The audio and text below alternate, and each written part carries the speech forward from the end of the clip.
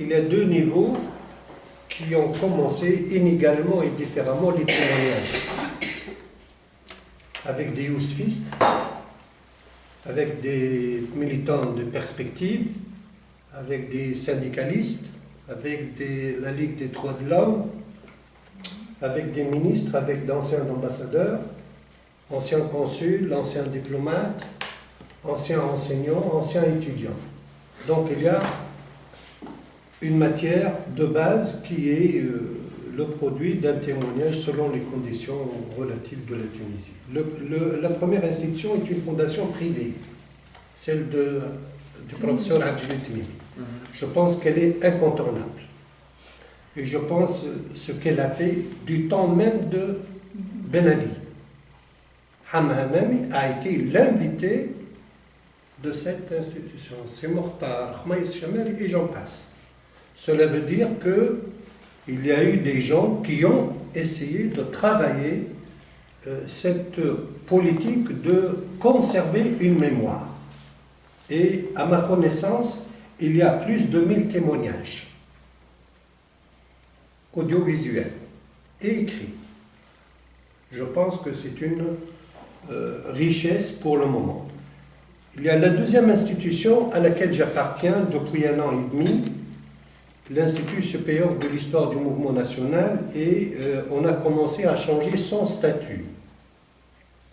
Parce que personnellement, comme historien, je n'ai jamais cru que l'histoire du mouvement national est l'histoire du pays. J'ai toujours dit que le mouvement national est une donnée de l'histoire du pays. Elle n'est pas la seule, elle n'est pas la dominante. On a jusqu'à maintenant 370 enregistrements, avec cette différence. Parce que le statut de l'Institut jusqu'à 2011 ne permettait pas aux chercheurs de faire des témoignages avec des noms d'historiens. Parce que... Les 370 enregistrements, ça... Bon, je dis de Sora ou de Sort. Ces enregistrements d'acteurs du Parti socialiste d'historiens et encore du RCD sont encore là à la disposition de tous les chercheurs. Pourquoi? Parce que l'administration de l'Institut est à moitié composée de chercheurs et l'autre moitié est composée de personnages influents du parti, dont Hadi Bakouche. Notre première réaction a été de liquider l'administration. Et on a réussi aujourd'hui, l'institution est composée uniquement et exclusivement de chercheurs. Donc ceux qui ont la main, ceux qui dirigent la recherche sont évidemment des recherches scientifiques qui n'excluent personne. Et c'est dans ce cadre-là que nous avons organisé le 14 février, pour la première fois dans cette institution, une rencontre avec des témoins de la première génération des étudiants des années 72, qui sont très connus. Donc, dans ce contexte-là, est-ce que l'Institut peut nous aider parce que nous, on devait faire donner des bourses pour, par exemple, des étudiants du magistère ou du doctorat, de travailler sur le thème des mémoires et de la dictature. Donc, s'il y a la possibilité de collaborer ensemble pour augmenter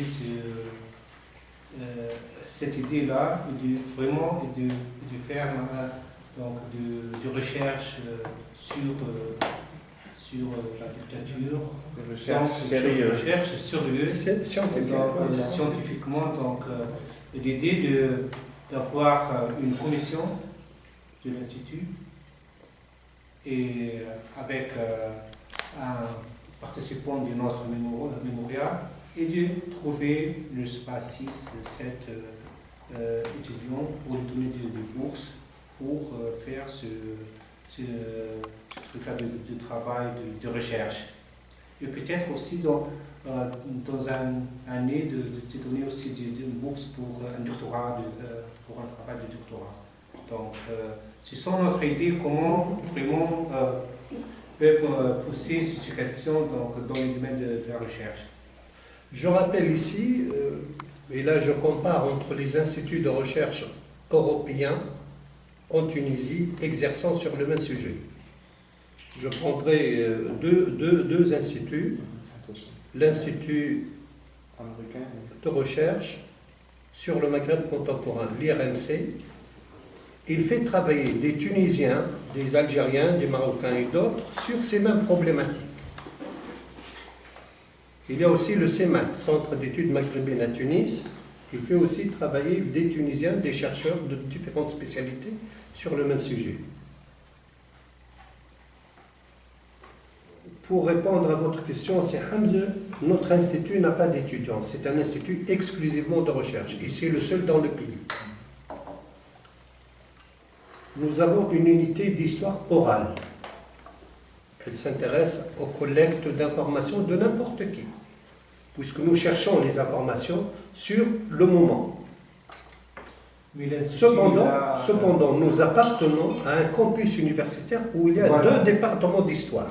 Voilà. Et dans ces 2 départements d'histoire, il y a des masters, il y a des doctorats. Mais personnellement, je m'engage à faire circuler l'idée auprès de ma collègue, la directrice du département d'histoire de la Manouba, et même dans d'autres facultés, et je vous mettrai en contact entre vous directement. Je crois qu'il faut organiser ces projets bilatéralement. Maintenant, on peut les discuter ici s'il y a de la sens dedans. Et si vous dites oui, c'est bien. Alors, on devrait, selon mon avis, continuer bilatéralement, spécialement avec les étudiants, par exemple, et faire des interviews. Peut-être que je peux présenter un autre projet, une autre idée que nous avons eue. Chez nous, on a fait des concours, des affiches, si je traduis bien, placards, des posters, des concours de posters avec des étudiants des designs sur la dictature de RDA. Et c'était un grand succès. Ils ont participé à ce concours avec beaucoup de posters et des idées très bien, très convaincues. Et puis on a fait une exposition de tous ces posters dans ce concours et on a donné le premier prix, le deuxième, le troisième prix, je crois, je ne suis pas sûr, les meilleurs posters. Et on les a aussi, comment dit-on, c'était notre idée, de les présenter dans la ville